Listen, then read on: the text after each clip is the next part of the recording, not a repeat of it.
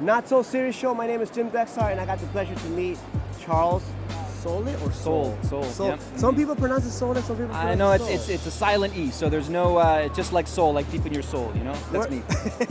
And that's how you write too, right? I try to live up to my name. Where are you from? Are you a New Yorker? I live in New York. I live in Brooklyn. I've lived there for like over 20 years, so basically New York. Okay, so I met him back in 2015. I have a picture to prove it. You're gonna see it as we're talking right now. And I bought Superman, Wonder Woman. Really good book. I was not sure what to expect, but I've read some of his Red Lantern. He has a lot of great books like Oracle, and there's also Curse Words, right? Yeah, Curse Words. Yep. Talk to us about both of those books. Sure. So I've just started writing in the comics, writing novels. So my first book came out last April, called The Oracle Year.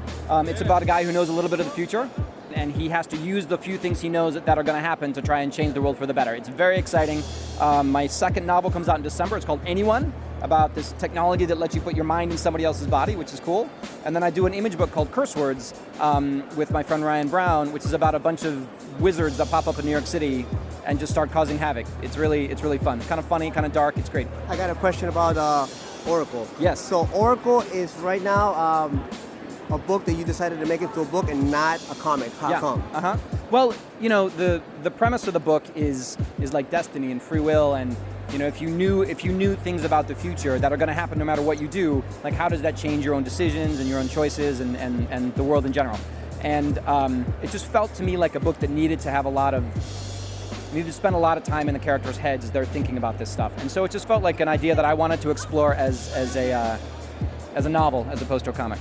Sometimes some writers are stuck with certain labels. Yeah. I feel like I've realized that you're not stuck to one label. What is that called? How did you get that position? How does that work? I don't know. I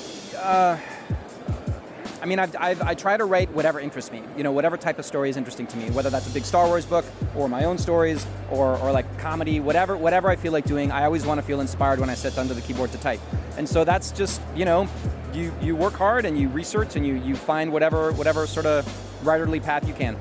I got another question, very important. Mm-hmm. I don't know if you guys know. I know this because I stalk him a little bit.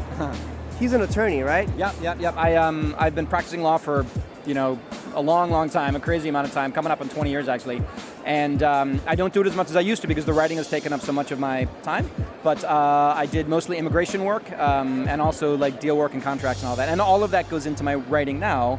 Like I did a long run on Daredevil and She-Hulk and a book I did called Letter 44, which is all about politics and government. And so all of the things in your life contribute to the stories you write. Doesn't that make it easier that you understand that opposed to you trying to research it because you already like went through the schooling? Yeah. I mean, especially in a book like Daredevil, but the law is a huge topic. There's always things you need to look up and research, and so I mean, it certainly helped. I'm not going to say it didn't help, but you know, there were things I still had to look up. There's a lot of loopholes in the law, right? Yeah, there's lots of loopholes. If you know what you're doing, you can get away with a lot of stuff for sure. So besides the Oracle, besides Curse Words, and what about anything Marvel or DC that you did? So the couple of big projects that I've done recently, I did a long run on a series called Darth Vader, which is about Darth Vader.